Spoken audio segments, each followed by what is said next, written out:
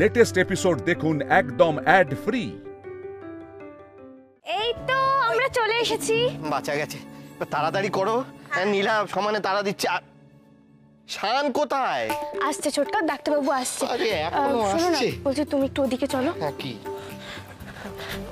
বলছি ছোটকা, তুমি একটু এই ওষুধটা জেনে বলবে এটা কিসের ওষুধ? হ্যাঁ ঠিক আছে।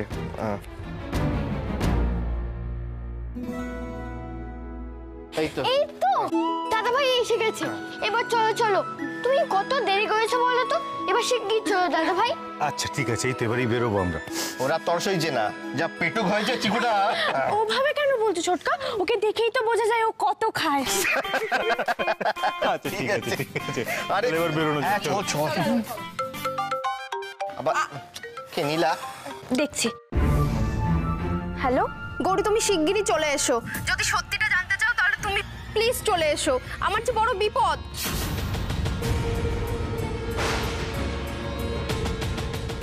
রমা, কি হয়েছে? তুমি তাড়াতাড়ি চলে এসো, আমি হয়তো এরপর আর কিছু বলতে পারবো না। আমার মুখ বন্ধ করে দেওয়া হবে। আরে গৌরী চলো, দেরি হয়ে যাচ্ছে তো। তুমি যেতে যেতে কথা বলবে, চলো। তোমরা যাও, আমার একটু কাজ আছে। মানে গৌরী একা একা কোথায় যাবে, আর কে ফোন করেছিল? তুমি চিন্তা করো না, আমি ঠিক সময় ওখানে পৌঁছে যাব। আসছি। হ্যাঁ আরে গৌরী,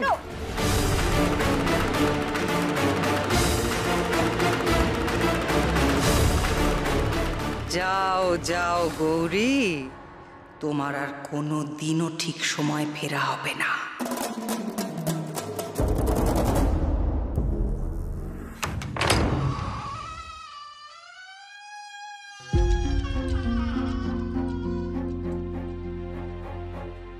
রমা, রমা, তুমি বাড়িতে না ডেকে এখানে ডাকলে কেন?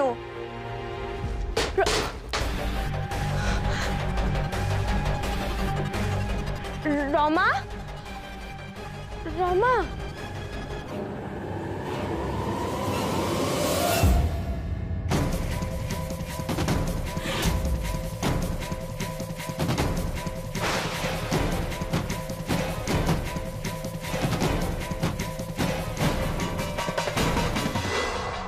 খবরদার!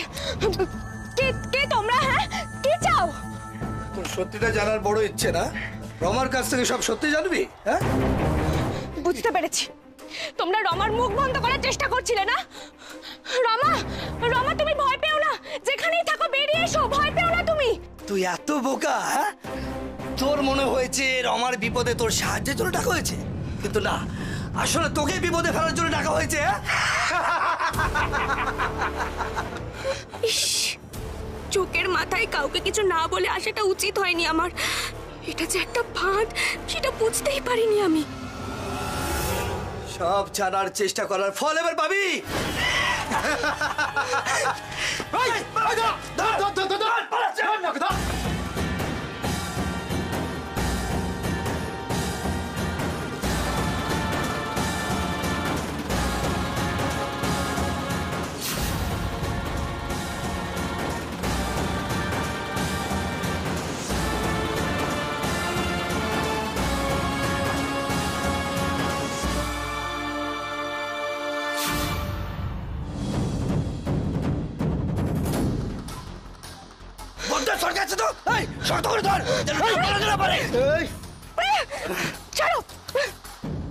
তোমরা এভাবে আমাকে থামাতে পারবে না, আমি সত্যিটা জানবই। এবার বুঝতে পেরেছি, নিশ্চয়ই বড় কোনো অন্যায় হয়েছে যার জন্য এই সব করতে হচ্ছে। মরার আগে এত কথা বলতে নেই, শান্তি পাবে, মরলে না শান্তি পাবে। না না, ছাড়ো ছাড়ো।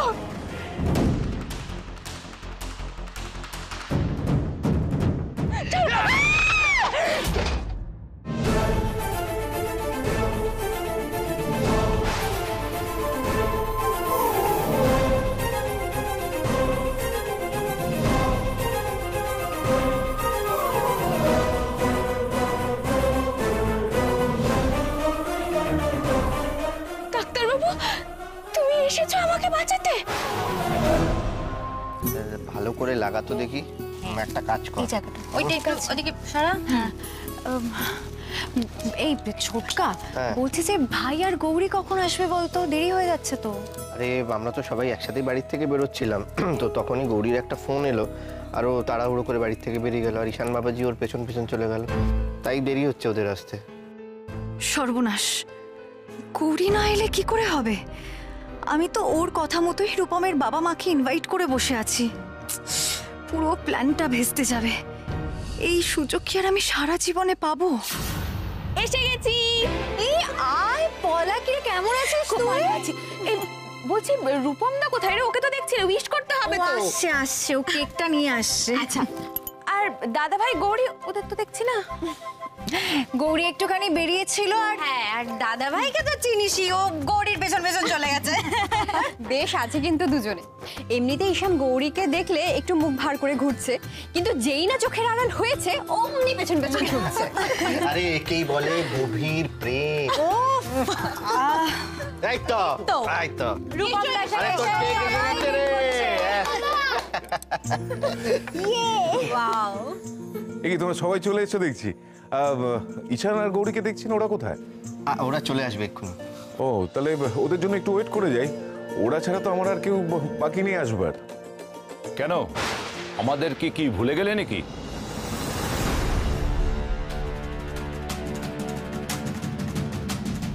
তোমরা নিজের জন্মদিনে নিজের বাবা মা কি ভুলে গেলে দেখছি। রূপম, তোমার জন্মদিন উপলক্ষে আমি ওনাদের ইনভাইট করেছি এখানে, প্লিজ। তুমি এসেছো ডাক্তার বাবু? কি করে জানলে আমি এখানে আছি? চুপ! আর একটাও কথা বলবে না তুমি। তোমাকে আমি আগেই সাবধান করেছিলাম। এই, কে পাঠিয়েছে তোদের?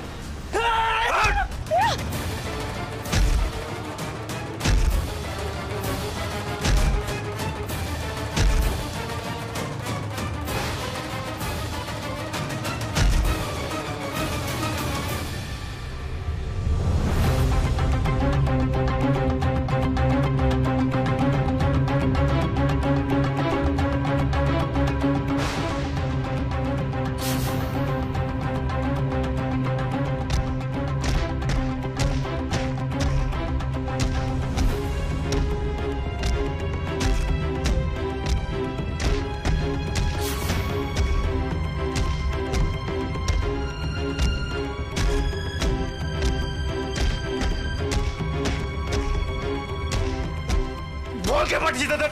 বল বল! বলছি আমি পারবো না, রমা পাঠিয়েছেন। রমা মানে? কোন রমা? আমাদের নার্স? হ্যাঁ ডাক্তার বাবু। মানে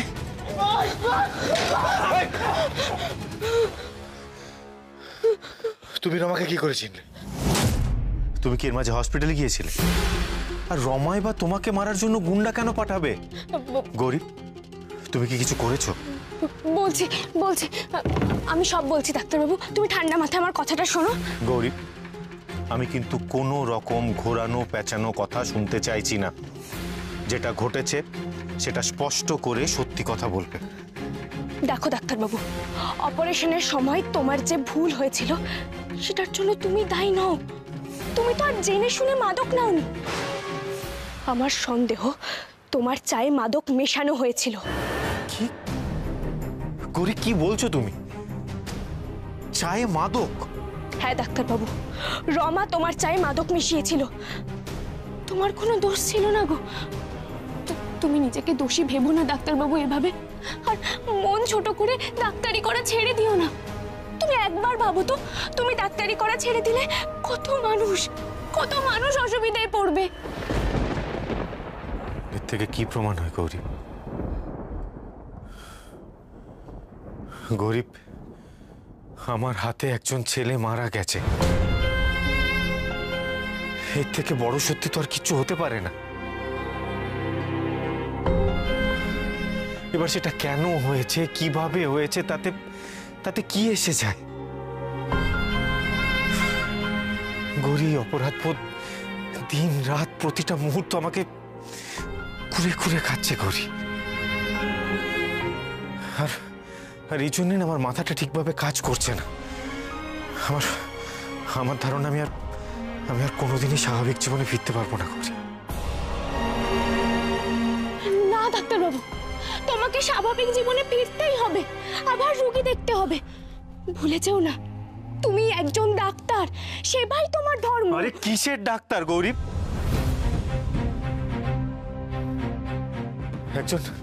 একজন ডাক্তার মানুষের জীবন বাঁচায় গৌরী। আর আমি একটা ছেলের জীবন নিজের হাতে শেষ করে দিয়েছি।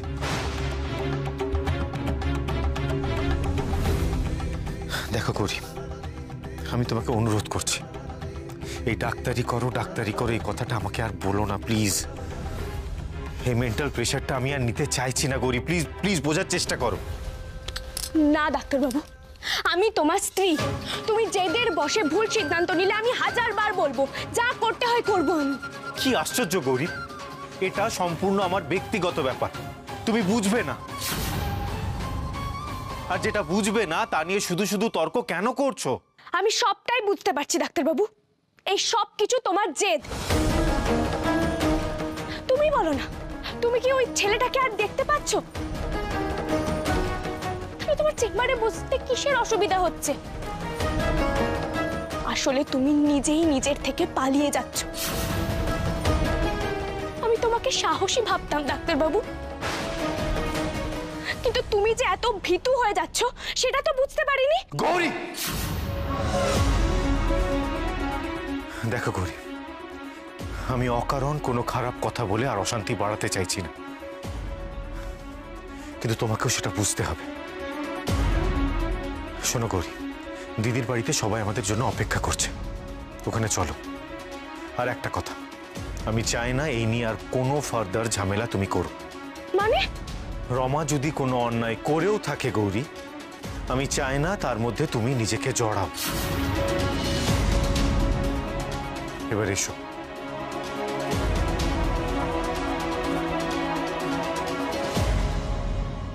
রমা আমাকে লুকোতে নয়, মুখ বন্ধ করার জন্য গুন্ডা পাঠিয়েছিল। আর তুমি আমাকে যতই বলো, যতক্ষণ না পর্যন্ত যে অন্যায় করেছে তাকে ধরতে পারছি, ততক্ষণ আমি শান্ত হয়ে বসবো না। বাবা, আপনারা এসে গেছেন, আপনারা বসুন না, দাঁড়িয়ে আছেন কেন? বসুন না প্লিজ। এখানে নাকি ওখানে ওখানে বসতে পারেন, ওখানে বেশ ভালো হাওয়া, কমফোর্টেবল হয়ে বসতে পারেন।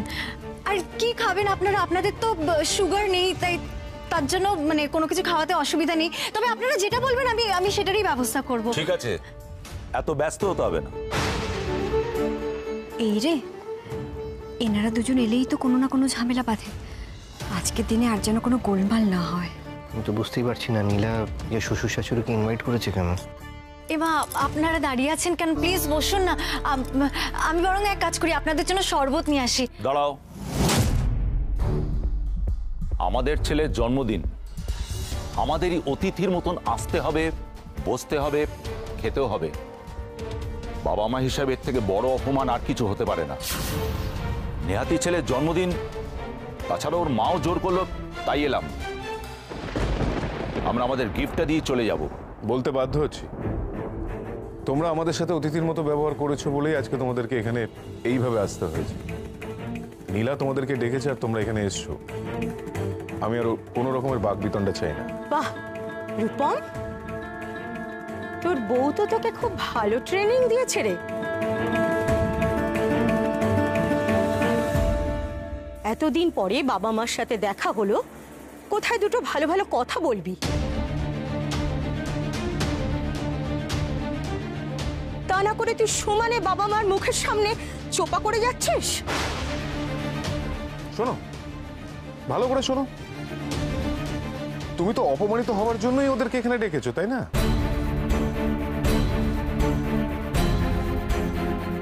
ভালো, ওই গাল বাড়িয়ে চর খাও। রূপম প্লিজ প্লিজ তুমি একটু চুপ করো। আর আপনারা প্লিজ কিছু মনে করবেন না, আসলে আমি নীলা দিদি। গৌরী, গৌরী তুমি একদম ঠিক সময় এসেছো।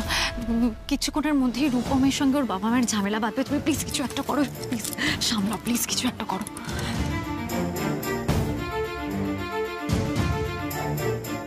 আজকে আপনাদের ছেলের জন্মদিন। আজকের দিনটা অন্তত অতীতের দোষ ত্রুটি ভুলে সবাই একসঙ্গে মজা করি না আমরা। আমি অনুরোধ করছি, আর রাগারাগি করবেন না, এগিয়ে আসুন। এই তো সবাই যখন চলে এসছে আর কোনো টাইম ওয়েস্ট নয়, এবার কেকটা কাটতেই হবে। আর কতক্ষণ অপেক্ষা করবো? এই যে কি হচ্ছে কি? না সত্যি, ও রূপম দাদা ভাই, তুমি যদি এবার কেকটা না কাটো তাহলে আমি কেকটা কেটে দেবো। না না না রূপম দাদা, এসো এসো এসো এসো এসো, আপনারা এগিয়ে যান। বললাম না আমাদের তাড়া আছে, আমাদের যেতে হবে। তা কি করে হয়, এত সহজে তো ছাড়ছি না। রূপম দাদা মুখে যাই বলুক না কেন, আপনারা চলে গেলে খুব কষ্ট পাবে, আর নীলা দিদিও খুব কষ্ট পাবে। এই আজকের দিনে ওদের কষ্ট দেওয়াটা কি ঠিক হবে? আপনারাই বলুন। রূপম দাদা,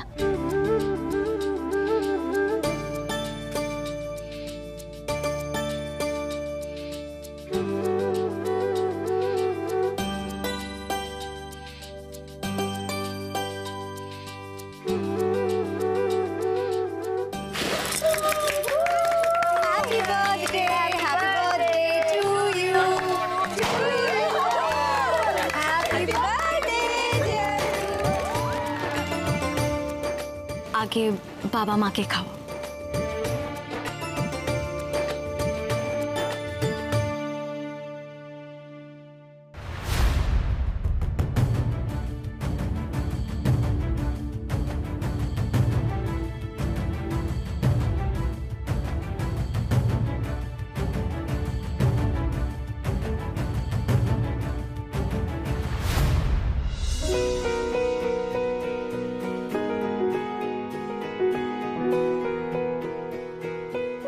এই সাইলেন্স সাইলেন্স, আমার একটা কথা বলা আছে। ও বাবা, তোরও বক্তব্য আছে, বলে ফেল। এটা তো একটা বার্থডে পার্টি, এখানে সবাই শুধু খাওয়া দাওয়া আর হইচই করবে কেন? বার্থডে পার্টিতে তো নাচ গানা তো হবে।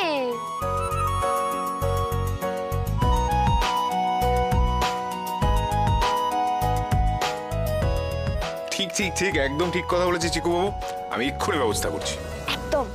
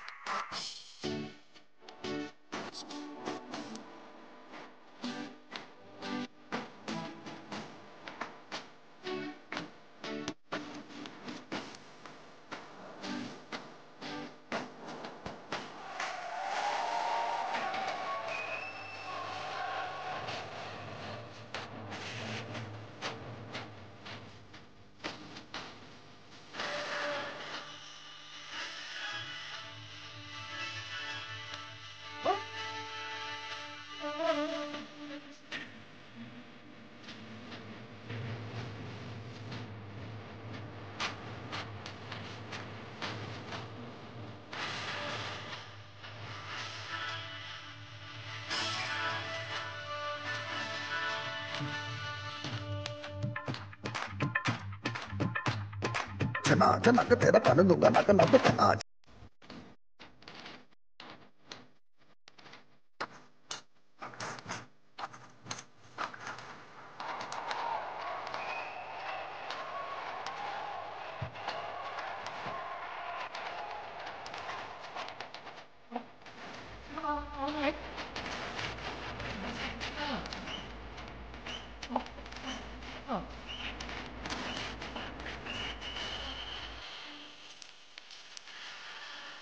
কি ব্যাপার বার্থডে বয়, নিজে এত উদ্যোগ নিয়ে নাচ গান শুরু করে এখন নিজেই এক কোণে দাঁড়িয়ে আছো, কি হয়েছে?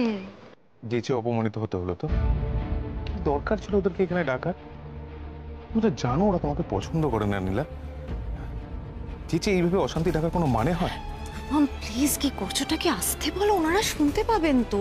শুনিয়ে শুনিয়ে বললে তো শুনতেই পাবো। হ্যাঁ রে রূপম, তুই এতটা বদলে গেছিস? আমাদের এখানে ডেকে নিয়ে এসে এভাবে অপমান করছিস। আর তুমিও তো কম ধরিবাজ মেয়ে নও। আমার ছেলের মুখ দিয়ে সকলের সামনে এইভাবে বলালে আমরা কতটা খারাপ, আমরা কতটা অশান্তি করতে পারি। এই জন্যই আমি আসতে চাইনি। ছেলের কাছে এসে ছেলের জন্মদিনে এইভাবে অপদস্থ হতে হবে? আপনারা বিশ্বাস করুন, আমি মন প্রাণ থেকে চেয়েছিলাম যে আপনারা আপনাদের ছেলের জন্মদিনে আসুন। এক বিন্দুও চাইনি আপনারা অপমানিত হন। আর রূপম, এটা রূপমের নেহাত রাগের কথা, মন থেকেও একটাও কথা বলেনি।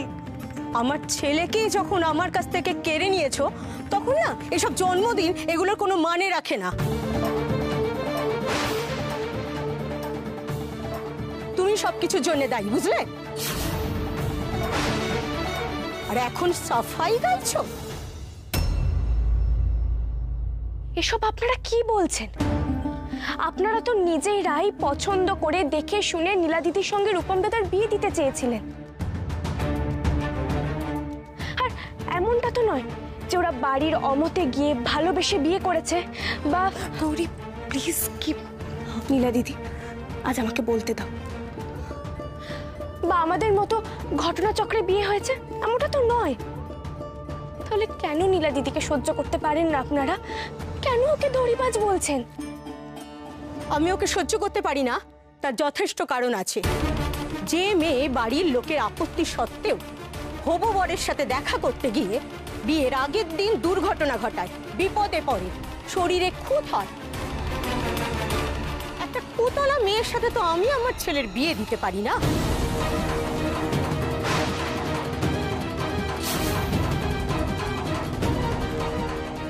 আর ওকে আমি ধরি বাজবো, তার পিছনে যথেষ্ট কারণ আছে।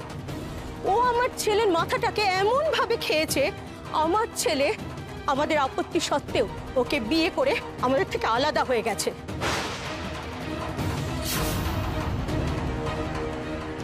আমি ওর মুখ দর্শন করতে চাই না।